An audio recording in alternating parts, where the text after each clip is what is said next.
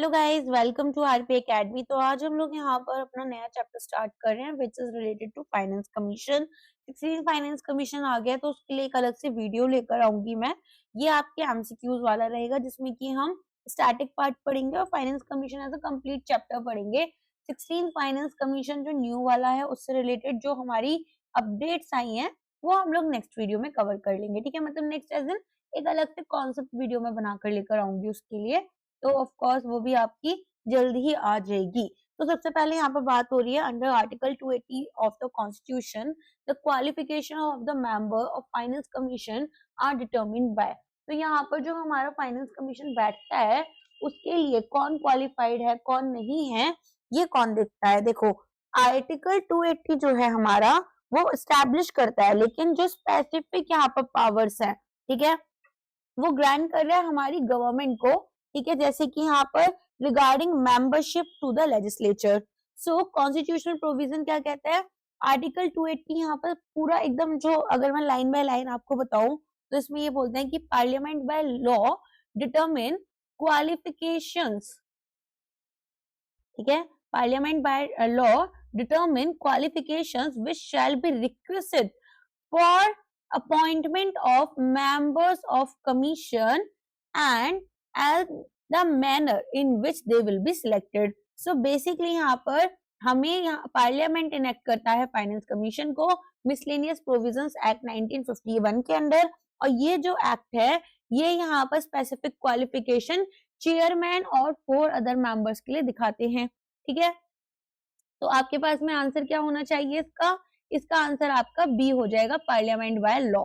एक सेकेंड, थोड़ा पेन का थिकनेस कम कर लेते हैं। ठीक है, प्रेसिडेंट यहाँ पर अपॉइंट करते हैं मेंबर्स को, कॉन्स्टिट्यूट करते हैं कमीशन को हर 5 साल में, लेकिन वो यहाँ पर डिटरमिन नहीं करते इनकी क्वालिफिकेशंस। और ये जो तीनों हैं यहाँ पर सीजीआई, नीति आयोग और यूपीएससी, इनका कोई कॉन्स्टिट्यूशनल या लीगल रोल है ही नहीं। ठीक है, चलो नेक्स्ट आ जाओ। Regarding the horizontal devolution formula, which factor is used as a proxy for fiscal capacity or the distance of a state's per capita income from the highest per capita income state। देखो, horizontal devolution formula में हम जो criteria use करते हैं कि किस तरीके से अमंग डिफरेंट स्टेट्स जो टैक्स पूल है वो यूज किया जाएगा। इनकम डिस्टेंस हमारे लिए मोस्ट हैवी वेटेड फैक्टर रहता है। ठीक है, तो यहाँ पर इनकम डिस्टेंस क्या होता है, रिप्रेजेंट करता है डिस्टेंस एक स्टेट के per capita GSDP, gross state domestic product, from the state with highest per capita gross state domestic product. ठीक है, तो ये यहाँ पर एक प्रॉक्सी की तरह काम करता है फिस्कल कैपेसिटी में। तो क्या हमारे पास में यहाँ पर लॉजिक रहेगा कि जो स्टेट्स का लोअर पर कैपिटा इनकम है उनके पास लोअर कैपेसिटी है to raise their own taxes and therefore they require more central assistance, ताकि वो एक comparable level of public services रखें। तो स्टेट जिनका लार्जर डिस्टेंस होता है, लोअर इनकम होती है, उनको हायर शेयर ऑफ फंड्स मिलता है ताकि वो इंश्योर करें वर्टिकल एंड हॉरिजॉन्टल इक्विटी। सो अब आपको यहाँ पर क्या क्या चीजें याद रखनी है, यहाँ पर आपको बेसिकली ये याद रखना है कि कौन से स्टेट्स हमारे पास होते हैं, और यहाँ पर इनकम डिस्टेंस आपका फिस्कल कैपेसिटी के लिए एक प्रॉक्सी यूज होता है।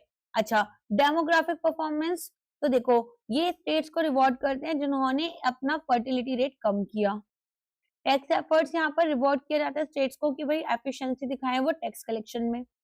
फिस्कल डिसिप्लिन यहाँ पर एक फैक्टर है जो कि पहले फाइनेंस कमीशन रिपोर्ट्स यूज करते थे, जैसे 14th वाला आपका था जिसमें कि स्टेट्स अगर लो फिस्कल डेफिसिट मेंटेन करेंगे तो उनको रिवॉर्ड किया जाता था। Next question, which of the following is not part of divisible pool of taxes that the finance commission recommends for distribution। तो यहाँ पर आप सारे के सारे ऑप्शन पढ़ो। देखो, 80th अमेंडमेंट आई थी to the constitution based on 10th finance commission recommendation, जिसमें कि इन्होंने बोला कि अब इंडिया के पास में एक सिंगल डिविजिबल पूल रहेगा। किस चीज का पूल है ये, यहाँ पर कुछ हमारे पास में लेकिन स्पेसिफिक एक्सक्लूजन्स के साथ में था। तो देखो आर्टिकल 270 और 271, ये under these article central government जो है वो अपने ऊपर सेस लगा सकती है हम लोग के ऊपर, जैसे हेल्थ एजुकेशन है ना, अलग अलग सेस होते हैं, और सरचार्जेस लगा सकती है जो कि एक एडिशनल टैक्स होता है on the top of existing tax, right. तो सेस कैसे लगता है कि अगर मैं टैक्स पे करने जा रही हूँ तो उस पर 4% का सेस और अलग से लग गया। सरचार्ज क्या होता है, अगर मेरी इनकम एक पर्टिकुलर ब्रैकेट से ज्यादा है तो मुझे एडिशनल टैक्स देना होता है। अब यहाँ पर जो रेवेन्यू कलेक्ट किया जाता है इन सोर्सेस से, ये एंटायरली यूनियन गवर्नमेंट के पास जाता है और ना कि स्टेट्स के साथ शेयर होता है। और ये एक मेजर पॉइंट बन चुका है कंटेंशन का स्टेट्स और सेंटर के बीच में। ठीक है, तो अब ये डिविजिबल पूल में हमारे पास क्या क्या चीजें आती है, तो इस पूल में जो नेट प्रोसीड्स आई हैं यूनियन टैक्सेस एंड ड्यूटीज की, एक्सेप्ट जो हमने अभी देखा था, ठीक है, और हमारा मेंशन्ड है 268 एंड 269 आर्टिकल में, और एक्सक्लूडेड सेस एंड सरचार्जेस। ठीक है, तो 268 269 में कुछ चीजें मेंशन्ड है, अलोंग विद दैट जो अभी हमने सरचार्जेस और सेस के बारे में पढ़ा 270 एंड 271 के अंडर। तो अब यहाँ पर हमारे पास क्या क्या आ जाएगा डिविजिबल पूल के अंदर, देखो सबसे पहले कॉर्पोरेशन टैक्स आ जाएगा जो कि स्टेट्स के साथ शेयर होता है, पर्सनल इनकम जो कि स्टेट्स के साथ शेयर होती है, सीजीएसटी जो कि यहाँ पर सेंट्रल कंपोनेंट है जीएसटी का, और यूनियन एक्साइज ड्यूटी जो कि यहाँ पर आपका टबैको वगैरह जैसे प्रोडक्ट्स होते हैं इन पर लगता है, और ये आपका वो जीएसटी की तरफ मूव कर रहे हैं टैक्सेस। ठीक है, तो अगर हम बात करें नेट प्रोसीड्स, तो क्या ये स्टेट्स के साथ शेयर होती है? हाँ। कौन सा आर्टिकल बोलता है कि शेयर करो? आर्टिकल 280। अच्छा, अगर सेस और सरचार्जेस हैं तो नहीं होते। अच्छा, और ग्रांट्स मेड हैं तो हाँ स्टेट्स को दिए जाते हैं अंडर आर्टिकल 275। ठीक है, तो अब आप देखो यहाँ पर सेस और सरचार्जेस जो होते हैं वो 100% यूनियन गवर्नमेंट रिटेन कर कर चलती हैं। क्लियर है? नेक्स्ट आ जाओ। The statutory grants recommended by the Finance Commission to states that are in need of assistance are provided under which article? देखो स्टैट्यूटरी ग्रांट्स हमारे पास में क्यों है, क्योंकि यहाँ पर इनको अंडर द कॉन्स्टिट्यूशन प्रोवाइड किया जाता है, और ये हम स्पेसिफिक स्टेट्स को देते हैं जहां पर फाइनेंस कमीशन आइडेंटिफाई करता है कि ये अगर in the need of assistance है। ठीक है, इवन आफ्टर डिवॉल्यूशन ऑफ टैक्सेस। तो सबसे पहले हमारे पास में यहाँ पर स्टैट्यूटरी ग्रांट्स अंडर आर्टिकल 275 आएगा जो कि मैंडेटरी है बेस्ड ऑन एफसी रिकमेंडेशन, और डिस्क्रिशनरी ग्रांट्स हमारे पास आते हैं जो कि डिस्क्रिशनरी हैं कि at the will of union या स्टेट। ठीक है, अच्छा स्टैट्यूटरी ग्रांट्स में क्या होगा, पोस्ट डेवोल्यूशन रेवेन्यू डेफिसिट को हमें ब्रिज करना है।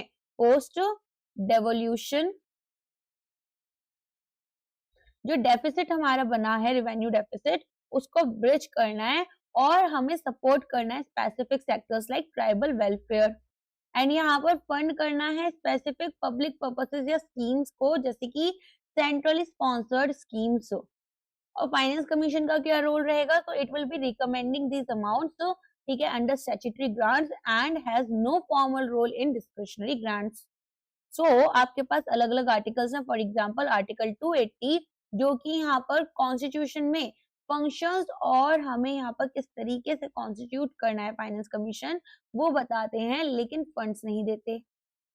आर्टिकल 282 हमें बताता है कि किस तरीके से हमारे पास डिस्क्रिशनरी ग्रांट्स को कवर किया जाएगा यूनियन या स्टेट्स के जो कि पब्लिक पर्पसेस से होते हैं, और ये प्राइमरी रूट है जो कि हमारा प्लानिंग कमीशन यूज करता था। आर्टिकल 275 हमने देख ही लिया स्टैट्यूटरी ग्रांट्स के लिए होता है। 266 ये कंसोलिडेटेड फंड ऑफ इंडिया के लिए होता है जहां पर से हम मनी ड्रॉ करते हैं, लेकिन ये स्पेसिफिक प्रोविजंस इन ग्रांट्स के अंडर नहीं देता। और आर्टिकल 243 पंचायत से रिलेटेड होता है, स्टेट फाइनेंस कमीशन से रिलेटेड होता है, ना कि यूनियन लेवल डिस्ट्रीब्यूशन से। Next question, the finance commission consist of a chairman and other members appointed by the president. तो कितने हमारे पास में चेयरमैन, और तो एक ही होगा ऑफ कोर्स, सॉरी यहाँ पर कितने मेंबर्स होते हैं। So according to Article 281 of the Indian Constitution, the Commission consists of one chairman and how many other members? 4.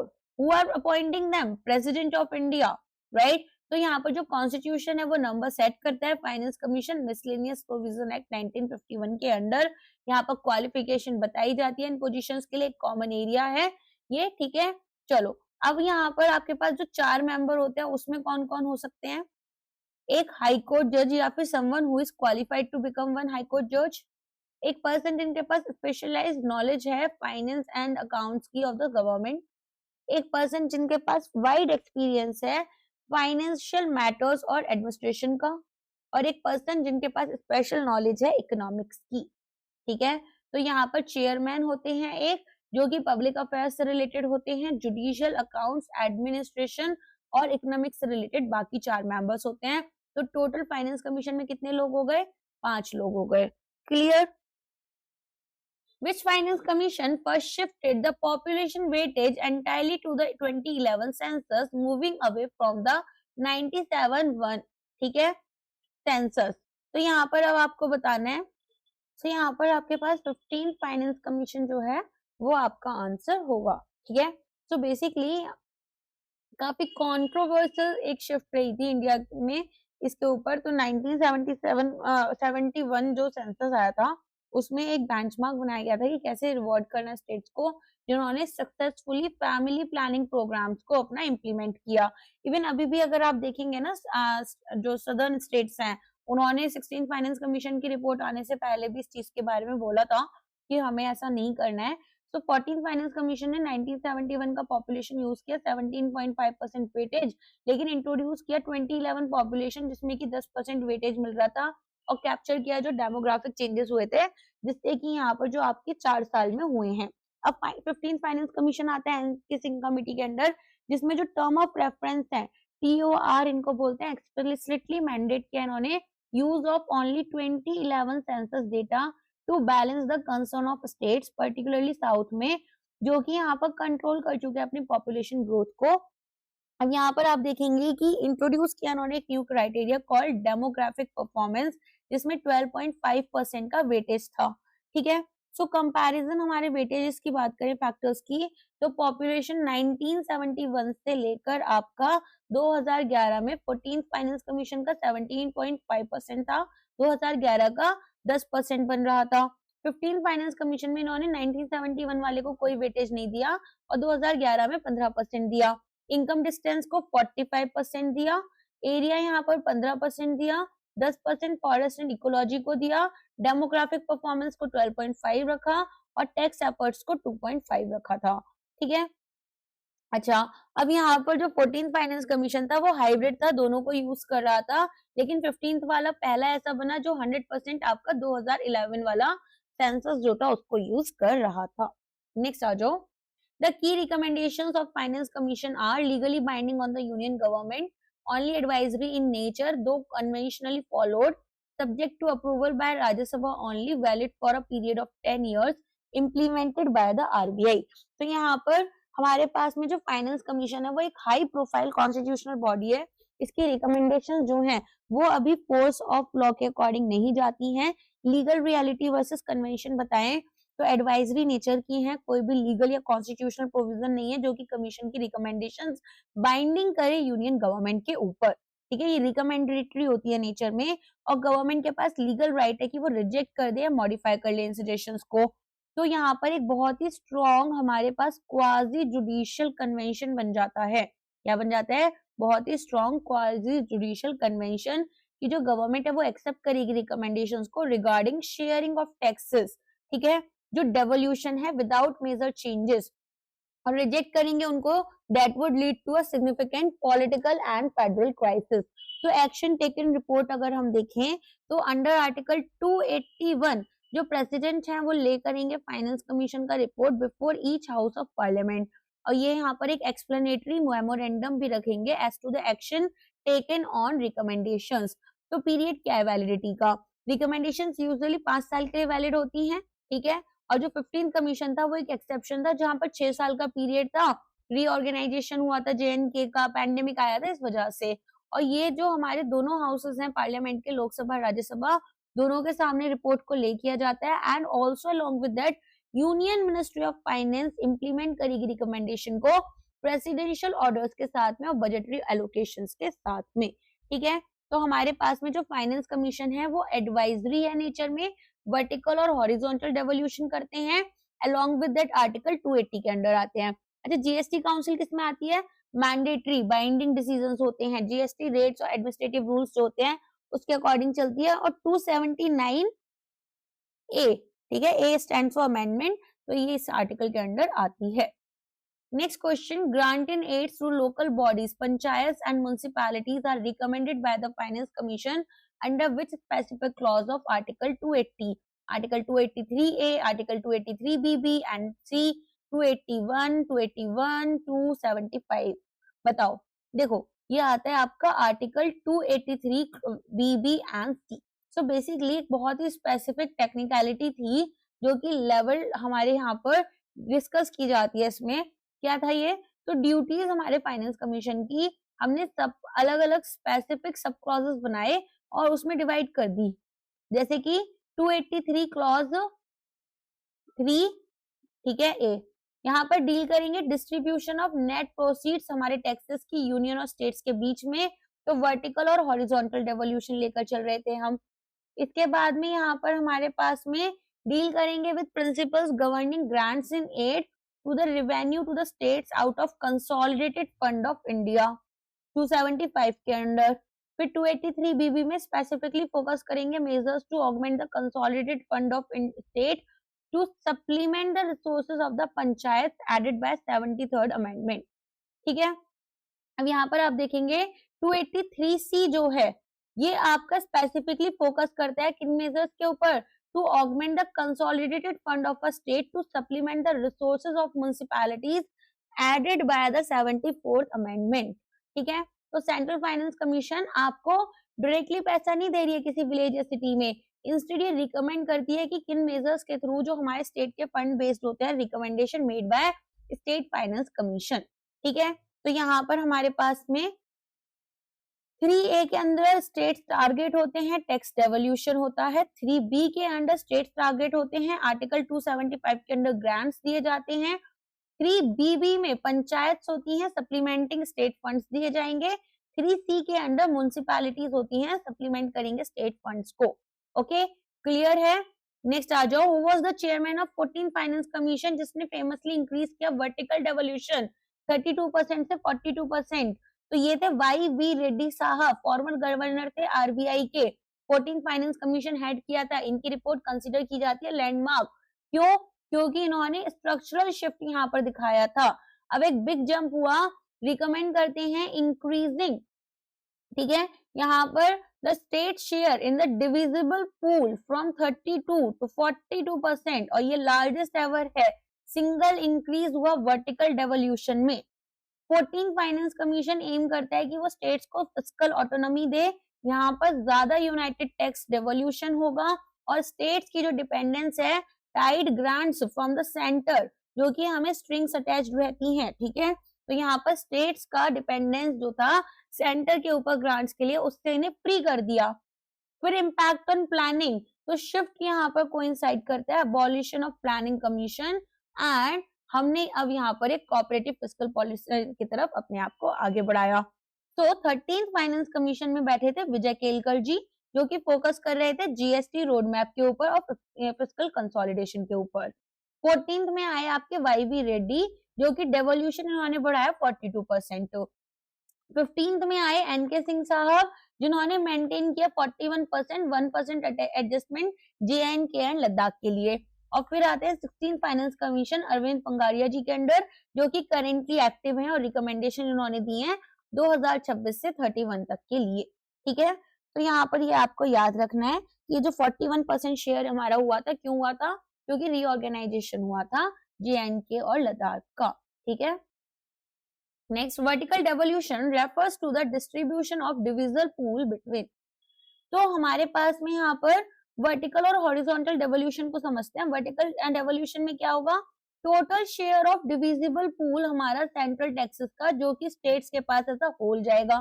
For example, अगर 15th फाइनेंस कमीशन ने ये 41% पर सेट करा, तो जो 59% है वो यूनियन गवर्नमेंट के पास रहेगा।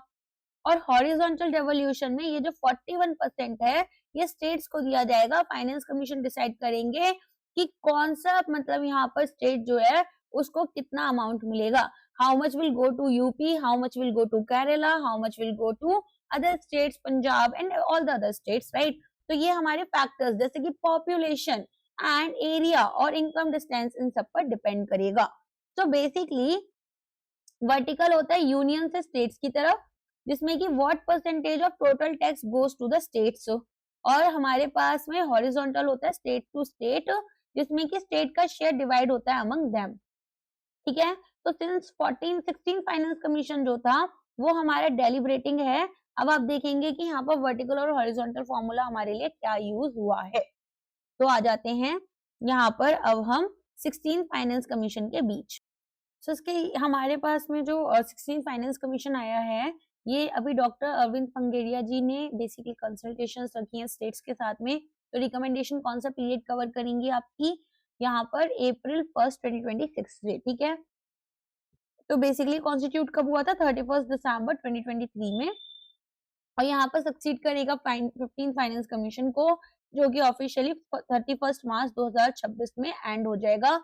रिपोर्ट यहाँ पर जो सबमिट की जाएगी फाइनल रिपोर्ट वो की गई थी नवंबर 17 2025 में। अवार्ड पीरियड की बात करें, रिकमेंडेशन कवर करते हैं 5 साल यहाँ पर, तो 2026 अप्रैल 1 से लेकर मार्च 31 2031। ओके, तो ट्रेबलिंग यहाँ पर जो पार्लियामेंट में है वो फरवरी 1 में की गई है अलोंग विद यूनियन बजट 26-27। अब यहाँ पर हमारे पास में ये जो स्पेसिफिक पॉइंट्स रखेंगे इंपॉर्टेंट वाले वो क्या है, वर्टिकल डेवोल्यूशन। तो इसने रिकमेंड किया है कि रिटेन करो स्टेट्स का 41% मेंटेन करेंगे level set by the previous commission. Horizontal criteria में इन्होंने एक नया फैक्टर लिया है, contribution to GDP as a proxy for efficiency, giving it 10% का वेटेज। और ग्रांट्स एंड एड्स में इन्होंने यहाँ पर 16 फाइनेंस कमीशन ने प्रपोज किया है doing away with revenue deficit.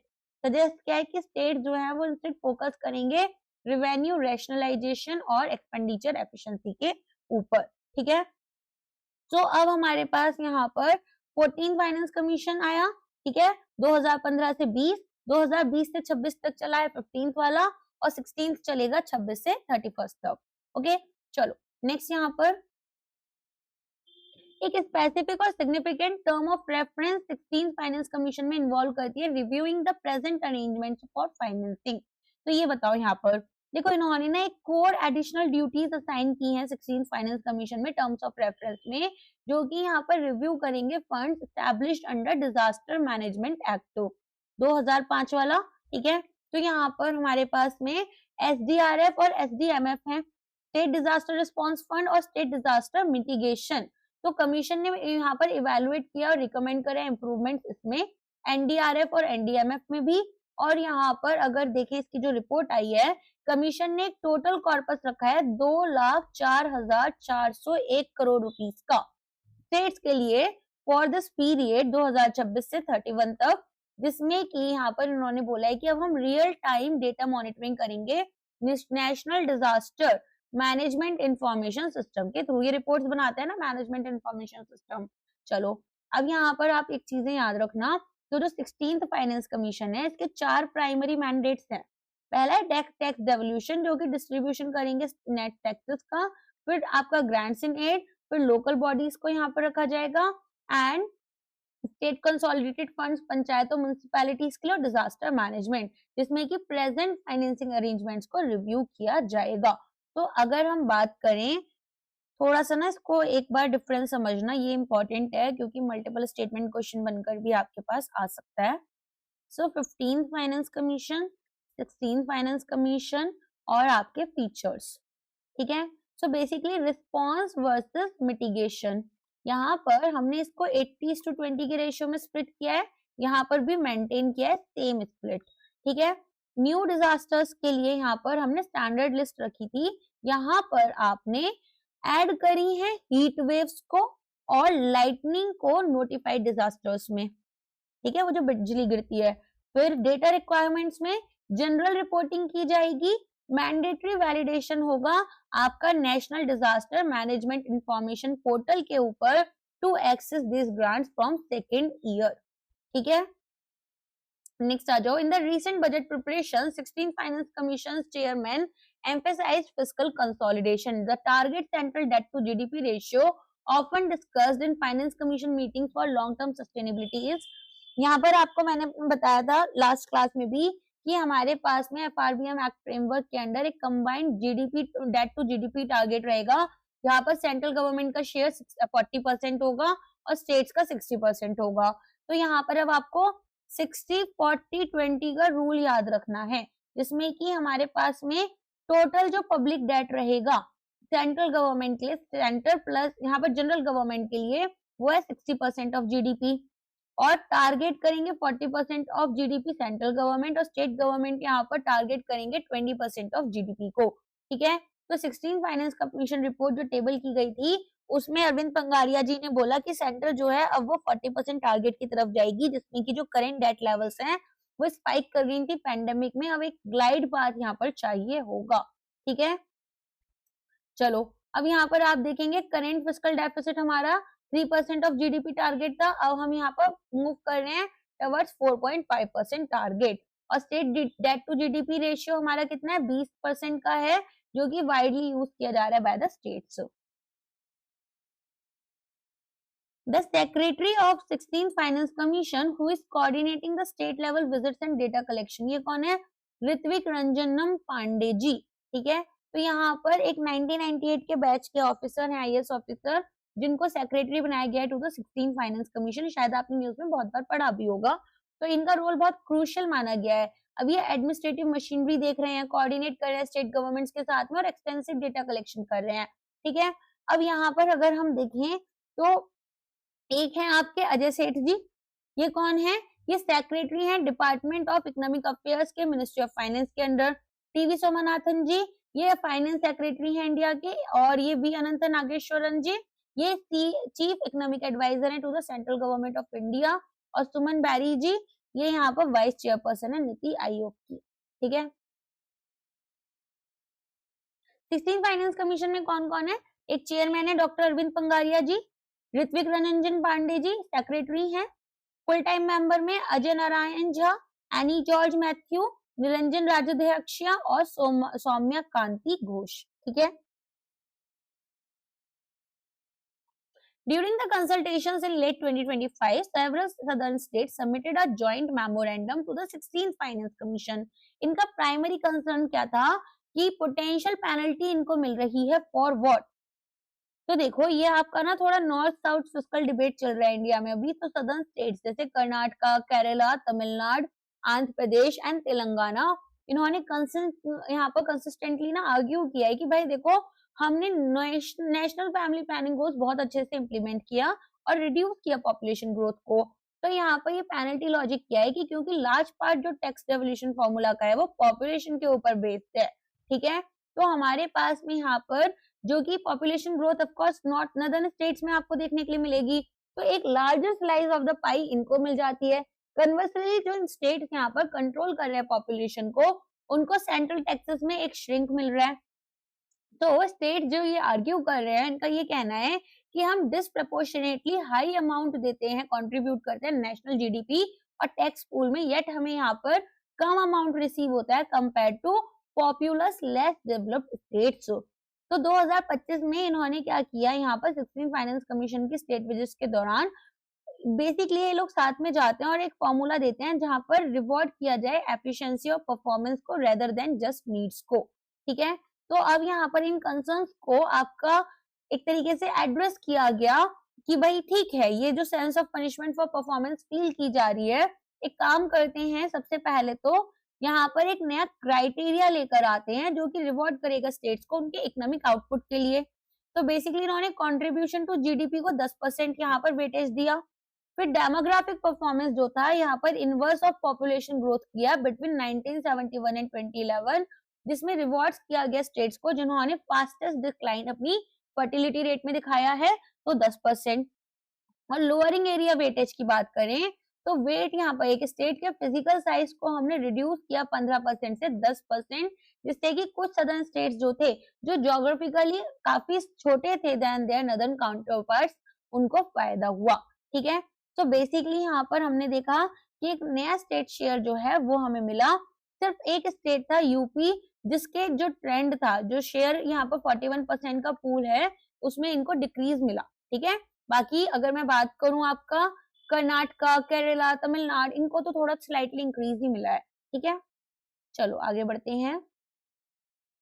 16th Finance Commission is mandated to recommend the divisible pool share. Currently under the 15th Finance Commission, vertical devolution stands at dash, excluding JNK का 1% तो 41% होगा। तो यहाँ पर अगर हम देखें 16 फाइनेंस कमीशन में क्या बोला गया कि डिस्पाइट बहुत सारे states, nearly 18 out of 20 state जो है वो एक इंक्रीज दिखा रहे हैं टू 50%, कमीशन ने डिसाइड करा कि नहीं 41% ही रखेंगे, और ये ओरिजिनली 15 फाइनेंस कमीशन ने सेट की थी, जिसमें कि 1% हमारे UT of JNK and Ladakh के लिए था। अब ये जो 41% है, इससे ये इंश्योर कर रहे हैं continuity and fiscal stability union के खुद के नेशनल प्रायोरिटीज जैसे कि डिफेंस एंड इंफ्रा। अब इफेक्टिव शेयर की बात करें तो हमें यहाँ पर ये भी ध्यान में रखना है कि जो नॉमिनल शेयर है 41% का, ये एक्चुअल अमाउंट है जो स्टेट्स रिसीव करेंगे, और ये हमेशा यहाँ पर ठीक है आपकी थोड़ी कमी रहती है, अराउंड 32% रहती है, क्योंकि जो सेसेस और सरचार्जेस हैं वो एंटायरली सेंटर अपने पास रखेगा, तो वो हमारे डिविजिबल पूल का हिस्सा नहीं होते हैं। ठीक है, तो यहाँ पर अगर हम देखें 16 फाइनेंस कमीशन में, इसको ये बहुत इंपॉर्टेंट है जो मैं अभी लिखने वाली हूँ, इसको बहुत ध्यान से पढ़ना। ठीक है, 16th and 15th FC। Fine, यहाँ पर इनकम डिस्टेंस देखते हैं तो ये 45% है। पॉपुलेशन 2011 का आपका ये आपका 15% है। ठीक है, इनकम डिस्टेंस पॉपुलेशन मेरे साथ लिखते जाना एक नोटबुक में या एक पेन पेपर से। डेमोग्राफिक परफॉर्मेंस 12.5% है। एरिया की बात करें तो ये 15.0% है। फॉरेस्ट एंड इकोलॉजी की बात करें तो ये 10% है। कंट्रीब्यूशन टू जीडीपी नया नया ऐड हुआ है, और टैक्स एंड फिस्कल एफर्ट्स हमारे 2.5% है। ठीक है, अब आ जाओ इनकम डिस्टेंस आपका, देखो थोड़ा सा ना मेरी टेबल वेबल इतना, एक सेकेंड रुको मैं अच्छे से ही बनाती हूँ लाइन, प्लीज थोड़ा सा ना एडजस्ट कर लेना, इस एक चीज में एडजस्ट कर लिया करो। हाँ, यहाँ पर ये 42.5% है। ठीक है, ये आपका पॉपुलेशन 17.5% है। फिर आपका डेमोग्राफिक परफॉर्मेंस 10% का वेटेज रखेगा। अगर हम बात करें यहाँ पर आपके एरिया की, तो एरिया का वेटेज कितना है 10% है। ठीक है, याद करने में आसानी लगेगी, फॉरेस्ट एंड इकोलॉजी का 10% है। कंट्रीब्यूशन टू जीडीपी आपका 10% है, राइट। तो यहाँ पर टैक्स एंड फिस्कल एफर्ट्स का कुछ नहीं है। अब इसको आप कैलकुलेट कर देखेंगे तो आपका उतना ही बैठेगा, राइट। तो यहाँ पर समझ में आ गया किस तरीके से हमने इसको लिया है। तो 10% आपकी कितनी कैटेगरीज हैं, ऑफकोर्स 4 कैटेगरीज हैं। कौन कौन सी हैं, demographic performance, area, forest and ecology, contribution to GDP, और बाकी इनकम डिस्टेंस 42.5 है, और पॉपुलेशन आपका 17.5% है। तो ये जो कंट्रीब्यूशन टू जीडीपी है ये नया हमारा रहेगा, तो ऑफ कोर्स एग्जाम में क्वेश्चन पूछा जा सकता है। स्टेट्स को ये रिवॉर्ड करता है जो कंट्रीब्यूट करेंगे नेशनल इकोनॉमी में, बैलेंस करेंगे पॉपुलेशन पेनल्टी को, जो कि कंसर्न हमारे स्टेट्स ने, सदर्न स्टेट्स ने दिखाया था। अच्छा, ग्रांट्स की बात करें तो इन्होंने डिसकंटिन्यू करने के लिए बोला है रेवेन्यू डेफिसिट ग्रांट्स को, ताकि स्टेट्स यहाँ पर सेल्फ रिलायंट बने। ठीक है, next 16th Finance Commission has been asked to suggest measures to augment the dash of a state to supplement the resources of panchayats and municipalities. तो यहाँ पर हमारे पास में स्टैंडर्ड लीगल फ्रेजिंग है, ठीक है, आर्टिकल 283 बीबी और सी में, जिसमें कि हमने देखा था कंसोलिडेटेड फंड के बारे में। तो बेसिकली अब समझना थोड़ा सा, सेंट्रल फाइनेंस कमीशन जो है वो डायरेक्टली तो स्पेसिफिक विलेज को या सिटी को पैसा दे नहीं रही, तो यहाँ पर क्या हो रहा है, ऑगमेंटेशन हो रही है। सेंट्रल फाइनेंस कमीशन रिकमेंड करता है मेजर्स यहाँ पर to increase the consolidated fund of states. साथ में ये जो एक्स्ट्रा मनी यहाँ पर अर्मार्क की जाती है to supplement the resources of local bodies, panchayat and municipalities. फिर हमने देखा यहाँ पर कि ये जो रिकमेंडेशंस हैं ये on the basis of recommendation made by finance commission of state रहती हैं। अब कुछ की 16 फाइनेंस कमीशन अपडेट है, तो यहाँ पर रिपोर्ट टेबल की गई इस वीक में, जिसमें कि 16 फाइनेंस कमीशन ने इंट्रोड्यूस किया एक performance heavy approach to these local body grants. तो इन्होंने क्वांटम रखा 7.9 लाख करोड़ रुपीस का, जो कि रिकमेंड किया गया है 7.9 लाख करोड़ रुपीस का लोकल बॉडीज 2026 से 31 तक के लिए। और ग्रांट यहाँ पर डिवाइड किया जाएगा 60:40 के रेशियो में, rural local bodies, urban local bodies, rural urban. अब यहाँ पर ये जो फंड्स हैं ये स्टेट कंसोलिडेटेड फंड से आप एक्सेस कर सकते हो, लेकिन स्टेट्स को इंश्योर करना है कि कॉन्स्टिट्यूशन होगा स्टेट फाइनेंस कमीशन का टाइमली और पब्लिक डिस्क्लोजर होना चाहिए ऑडिटेड अकाउंट्स का फॉर ऑल लोकल बॉडीज। ठीक है, अब इसको एक बार ध्यान से याद कर लेना, दिस इज वेरी इंपॉर्टेंट। तो 283 बीबी के अंडर सेंट्रल फाइनेंस कमीशन से पंचायत की तरफ ऑगमेंट करेंगे state consolidated fund for rural bodies. C के अंडर सेंट्रल आपका फाइनेंस कमीशन से म्युनिसिपैलिटीज की तरफ तो ऑगमेंट करेंगे स्टेट कंसोलिडेटेड फंड फॉर आपका अर्बन लोकल बॉडीज। फिर 243 आई आपका स्टेट फाइनेंस कमीशन से पंचायत की तरफ जिसमें कि रिव्यू किया जाएगा फाइनेंशियल पोजीशन रूरल बॉडीज का। और 243 वाई के अंडर स्टेट फाइनेंस कमीशन जिसमें म्युनिसिपैलिटीज रहेंगी रिव्यू करेंगे financial position of urban local bodies. ठीक है, तो यहाँ पर आपको ये याद रखना होगा। अगर एग्जाम में पब्लिक अकाउंट या कंटिजेंसी फंड आता है तो ये डिस्ट्रैक्शन हो जाएगा आपके लिए, इसको मार्क मत कर आना, स्पेशली यूपीएससी वाले स्टूडेंट्स। डॉक्टर अरविंद पंगारिया जी 16 फाइनेंस कमीशन चेयरमैन, प्रीवियसली ये फर्स्ट वाइस चेयरमैन थे किसके, नीति आयोग के, तो आपको पता ही होगा। तो जनवरी 2015 से अगस्त सितंबर 2017 तक रहे थे। ठीक है, यहाँ पर इन्होंने बहुत सारी चीजें की थी। जगदीश भागवती प्रोफेसर थे ये इंडियन पॉलिटिकल इकोनॉमी के, तो इस तरह के यहाँ पर चीफ इकोनॉमिस्ट थे ये एडीबी के। ठीक है, वर्ल्ड बैंक आईएमएफ सब जगह ये गए थे। फिर यहाँ पर जो आपका नीति आयोग में जब थे तो इन्होंने इंडिया के G20 शेरपा में भी काफी इंपॉर्टेंट रोल प्ले किया था। तो अभी के लिए यहाँ पर अगर देखें नीति आयोग के कौन है वाइस चेयरमैन, हमारी सुमन बैरी जी हैं। ठीक है, और अगर हम देखें सीईओ कौन है तो बीवीआर सुब्रमण्यम जी हैं।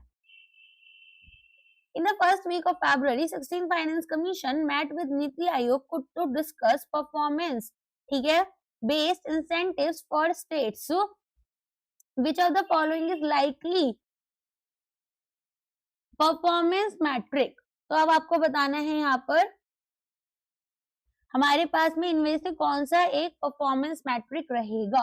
तो देखो हम यहाँ पर ease of doing business rankings रखते हैं। तो फरवरी 2026 में 16 फाइनेंस कमीशन शिफ्ट कर चुका है paradigm need based to performance link transfer. तो यहाँ पर इसकी रिपोर्ट टेबल की गई थी 1 फरवरी 2026 में। कमीशन ने एम्फेसाइज किया कि स्टेट्स को अब रैशनल फेडरलिज्म की तरफ मूव करना चाहिए। ठीक है, जहां पर फिस्कल रिवॉर्ड्स हमारे टाई किए जाते हैं कॉन्क्रीट रिफॉर्म आउटकम्स की तरफ। तो जीडीपी पैरामीटर की बात करें 16 फाइनेंस कमीशन जो है वो ऑलरेडी इंट्रोड्यूस कर चुका है कंट्रीब्यूशन टू जीडीपी, जिसमें 10% का वेटेज होगा हॉरिजॉन्टल डेवोल्यूशन फॉर्मूला में। और ये एक प्रॉक्सी बनेंगे स्टेट के efficiency in creating a conducive environment for business and economic growth. Outcome based grants में 2026 से 31 के पीरियड में परफॉर्मेंस बेस्ड ग्रांट्स 20% यहाँ पर लोकल बॉडी का पूल रहेगा, स्पेसिफिकली लिंक्ड रहेंगे own source revenue growth and administrative reform से। और नीति आयोग ने यहाँ पर कोलैबोरेट किया है business reform action plan basically spearhead करने के लिए state level ease of doing business ranking वगैरह के लिए। तो 16 फाइनेंस कमीशन लैवरेज कर रहा है इन इंडाइसेस को ताकि डिटरमिन करे किस स्टेट को एडिशनल डिस्क्रिशनरी या इंसेंटिव ग्रांट्स देने हैं। ठीक है, तो यहाँ पर आपको याद रखनी है कुछ चीजें। पावर सेक्टर रिफॉर्म्स, इंसेंटिव्स को टाई किया गया है। प्राइवेटाइजेशन डिस्कॉम्स का कैसे होगा, रिडक्शन आपका aggregate technical and commercial losses का कैसे होगा। लोकल बॉडी ग्रांट्स यहाँ पर लिंक किए गए हैं कि इम्प्लीमेंटेशन करो GIS based property tax system के साथ। फिस्कल ट्रांसपेरेंसी में स्टेट्स को स्ट्रिक्टली डिसकंटिन्यू करना है ऑफ बजट बोरोइंग और सभी यहाँ पर लाइबिलिटीज को मेन बजट के साथ लेकर आना है। ये मैंने ऑफ बजट बोरोइंग क्या होती है एफआरबीएम वाले लेक्चर में समझाई है, तो वो एमसीक्यू लेक्चर आप देख सकते हो। ठीक है, तो 16 फाइनेंस कमीशन का जो परफॉर्मेंस फोकस है वो क्या है। देखो सबसे पहले अगर इकोनॉमी को रिफॉर्म करने की बात की गई है तो contribution to national GDP, higher tax share horizontal वाला रहेगा। बिजनेसेस में ईज ऑफ डूइंग बिजनेस, ब्राव जिसे हम बोल सकते हैं बिजनेस रिफॉर्म एक्शन प्लान, जिसमें कि हमारे पास परफॉर्मेंस बेस्ड ग्रांट्स रहेंगे। फिर लोकल रेवेन्यू में growth in own source revenue, local body performance grants देखे जाएंगे। फिर हमारे पास में एनर्जी में डिस्कॉम प्राइवेटाइजेशन या डेट स्पेशल पर्पस व्हीकल्स रहेंगे पावर सेक्टर इंसेंटिव्स के लिए। ठीक है, लास्ट क्वेश्चन है आपका Okay, question. Oh, sorry. The 16th Finance Commission is reviewing the cess and surcharge issue. 2011 से शेयर जो है सेस और सरचार्ज का वो सेंटर के ग्रॉस टैक्स रेवेन्यू में जा रहा था और ये इंक्रीज हो चुका है टू अप्रोक्सीमेटली। तो सेस और सरचार्जेस जो है वो मोस्ट कंटेंशियस इशू रहे हैं सेंटर स्टेट रिलेशंस के बीच में, जहां पर फाइनेंस कमीशन ने अब ये बोला है कि एक नॉमिनल शेयर 41% का स्टेट्स के पास जाएगा और इफेक्टिव शेयर जो है वो हमारा डाइल्यूट हो जाता है, अप्रोक्सीमेटली 32% बैठता है, क्योंकि यहाँ पर ये जो सेस और सरचार्जेस है ये यूनियन गवर्नमेंट के पास जा रहे हैं। तो अभी यहाँ पर हमारे controller and auditor general of India and 16th finance commission ने बोला कि सेस और सरचार्जेस ग्रॉस टैक्स रेवेन्यू के 20% तक पहुंच गए पेंडेमिक ईयर्स के टाइम पर। करेंटली अगर हम देखें तो हमारे पास में ये जो लिवाइज हैं ये स्टिल अकाउंट करती हैं रफली 18% सेंटर के टोटल टैक्स कलेक्शन का। तो जो रियल डेवोल्यूशन है, क्योंकि ये फंड यहाँ पर अमाउंट करते हैं रफली 6 लाख करोड़ एनुअली, ये एंटायरली यूनियन के साथ है और स्टेट का जो एक्चुअल शेयर है टैक्स कलेक्शन का वो इफेक्टिवली आपका 32% हो जाता है, जबकि डेडलाइन तो 41% की है। तो हमारे पास में अब 16th फाइनेंस कमीशन ने श्रिंकिंग पूल की बात की है दो वेज में। एक है ग्रैंड बार्गेन। अब इसमें क्या हुआ, इसमें इन्होंने बोला कि जो सेंटर है वो सब्स्यूम करेंगे लार्ज पोर्शन इन सेसेस का इनटू रेगुलर टैक्स रेट्स, ताकि ये शेयरेबल बन जाए स्टेट्स के साथ। दूसरा ट्रांसपेरेंसी, इसमें इन्होंने बोला कि जो यूनियन गवर्नमेंट है वो एक सर्टिफाइड एनुअल डिस्क्लोजर देंगी नेट प्रोसीड्स का, ठीक है, ताकि इंश्योर करें कि स्टेट्स को फुल विजिबिलिटी रहे कि कैसे ये जो डिविजिबल पूल है ये आपने कैलकुलेट किया है, ठीक है। तो यहाँ पर हमारे पास में क्वेश्चन आपके पास क्या क्या आ सकते हैं, gross tax revenue, net proceeds, ठीक है। तो हमारे पास में से अगर ग्रॉस टैक्स में से मैंने सेस और सरचार्जेस को माइनस किया तो और कलेक्शन चार्जेस को भी, ठीक है, तब कहीं जाकर मेरा डिविजिबल पूल जो है वो तैयार होता है। ओके, चलो आज के लिए बस इतना ही है। आई होप लेक्चर आपको पसंद आया होगा। लाइक करना, कमेंट करना मत भूलना, साथ में वीडियो को अब आप लोग ना हाइप कर दिया करो, ठीक है, शेयर वेयर मत करा करो लेकिन हाइप कर दिया करो वीडियो को, तो थोड़ा सा इसकी एक्सेस बढ़ जाएगी। चलिए आज के लिए बस इतना ही है। Thank you so much, bye bye, take care.